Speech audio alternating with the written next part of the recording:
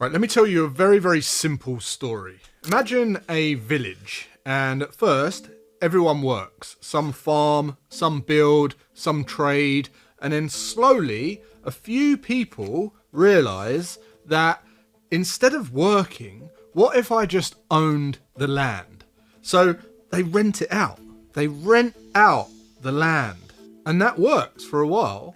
But in this story, it always ends the same way. And today I want to show you why using housing, finance, asset bubbles, and what's called a K-shaped economy. So, back to the village.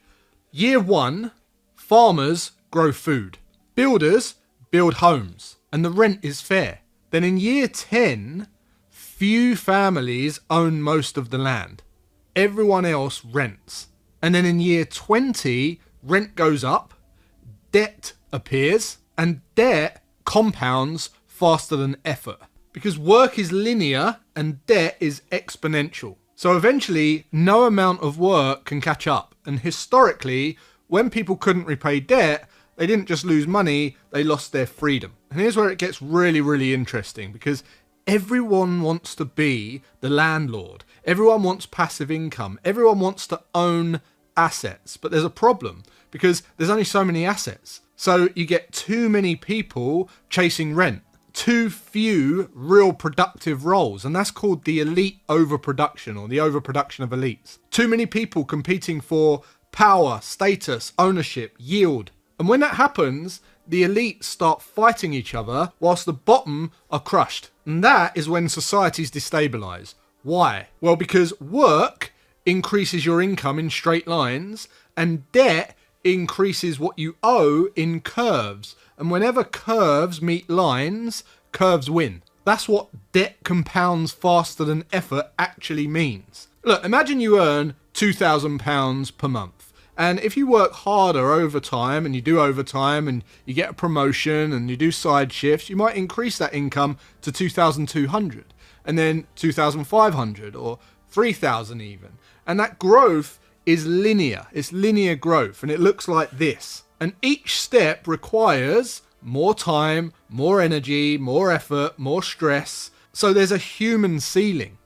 You can't double forever. Now, imagine you take on debt, and let's say £10,000 at 8% interest, compounded yearly. Well, year 1 would be 10,800. Year 2 would be 11,664. Year 3, 12,597. Do you notice something here? The interest grows on interest. So the increases get bigger without you doing anything. And the curve looks like this. Debt actually accelerates. Why? Because you might say, well, aren't they paying down their debt? Well, yeah, sometimes, but most people don't. And the problem appears when what you pay is smaller than what the debt actually adds each period. That's the entire debt mechanism. Debt only accelerates when interest is greater than the repayment capacity. So now let's combine both worlds. Income grows slowly, and it requires effort, and it can stall or reverse when you get burnout or injured or whatever. Debt grows automatically. It doesn't care about effort. It never gets tired. Now add the rent increase, energy bills, food inflation, taxes. Suddenly, more income goes to servicing the debt and less income goes to progress. You're running harder, but the treadmill just speeds up. The hamster wheel speeds up faster. Let's say your income rises £200 per month and your debt costs rise £250 per month. You're now working harder, earning more, getting poorer, and that is the moment that historically where social instability begins, when the maths turn against you. Now just zoom out a sec. If this just happens to one person, that's personal stress. But when it happens to 1 million people, that is what you call a systemic crisis. When a whole population realizes no matter how hard we work, we can't catch up. That's when you see anger, polarization, right? You see a divide in society, radical politics, blame seeking. That's why this pattern shows up before every major collapse, which is happening right now. I think we're within 5 years away from a major collapse now because we have to collapse. So let's bring this into today. If you have money right now, where do you put it? Do you start a factory? Do you hire lots of people? Do you take risks? Do you get plant, property and equipment? Do you build something real and tangible like a bricks and mortar property plant and all that kind of stuff? Building real things means starting businesses, creating products, improving productivity, training workers, innovating new services. And in simple terms, it's creating new value, using money to create new value. Or do you buy digital assets, buy crypto, buy stocks, buy assets that already exist, owning assets and charging for access, extracting fees from things, from existing things, speculating on price increases, making money without creating anything new. So in simple terms, money takes value from existing flows. And both of these exist in every single economy. But most smart people now choose the second. Why? Because assets often grow faster than real hard work.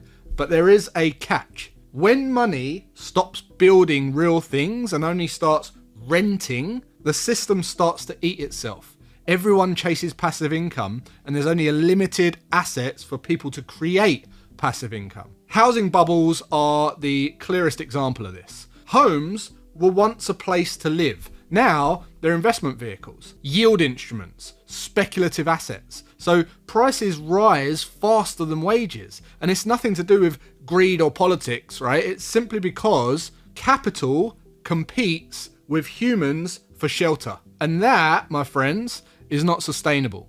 And history shows us that it's never been sustainable because it leads to what people now call K-shaped economy. One line goes up, asset owners, investors, rent seekers, and the other goes down, which is workers, renters, people paid in wages. And you can be in the same country, you can be in the same political system, but have two completely different realities. And when that happens, you get a severe inequality, a massive polarization. And I said this was coming back in 2019. Now it's becoming more extreme, which is why politics start getting louder, and that's amplified by social media. People are getting angrier. People are becoming more tribal because they're not arguing about ideas, they're arguing about survival, real survival. So from what I've researched myself and learned from my own mentors, such as people like Ray Dalio, who is the absolute daddy of patterns and trends and cycles in the economy, history tells us that there's only three ways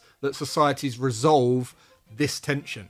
That is through redistribution, which is some kind of revolution, internal conflict, which creates civil unrest, or external conflict, which is war, right? And every civilization has picked one, and none of them are comfortable, I can tell you that. Now, here's the part that matters to you.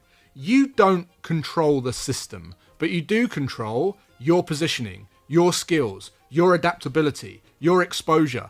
And in every collapse, those who rely on just wages alone, they suffer most. Those who understand systems survive the longest. So let's put all this in one big box. Let's call this the system. Survivors, winners, they don't fight this system. They position themselves around it. People who survive elite overproduction build this triangle here. And it's got three corners: skills, leverage, and assets. The first layer is skills, not certificates, skills that move across industries.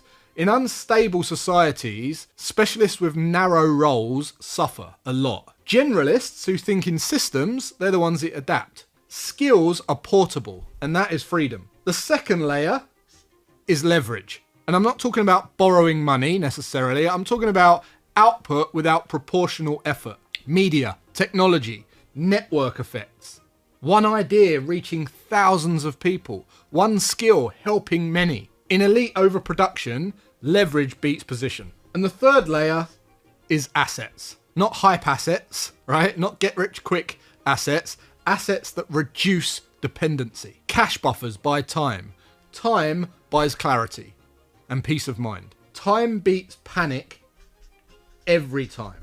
So when you zoom out of all this, right, here's the invisible advantage. Most people react emotionally. Survivors and thrivers, they zoom out and they study these cycles and they understand that this has happened before. And that alone reduces fear and anxiety. So whatever your fear is right now, whatever your position is on this right now, you don't survive periods like this by just being louder on social media. You survive by being harder to trap, because history has never asked for your opinion. It's only ever rewarded people for their positioning. And that's what freedom really is. In my opinion, the goal isn't just to beat the system, it's just to not be owned by it and live in your own bubble, create your own bubble. And that is how people truly survive and thrive in this elite overproduction that happens historically through time. So I believe true freedom is at the intersection of mental freedom, mobility freedom, and financial freedom. And if you want to measure where you're at in each of those things, you can take my freedom test right here in the description of this video. And when you take that test, you'll be given a full report bespoke to your situation on not only scoring you in each of these things, but giving you a blueprint, a strategy for you to work on so you can improve each of these things. And I also recommend getting a copy of my book, Always Free, which is an international bestseller, went to #1 in 7 countries on launch, and it has sold 2 copies per hour for the last 6 months every hour. So go and grab a copy of that, otherwise you're missing out. And until next time, take care, and I'll see you then.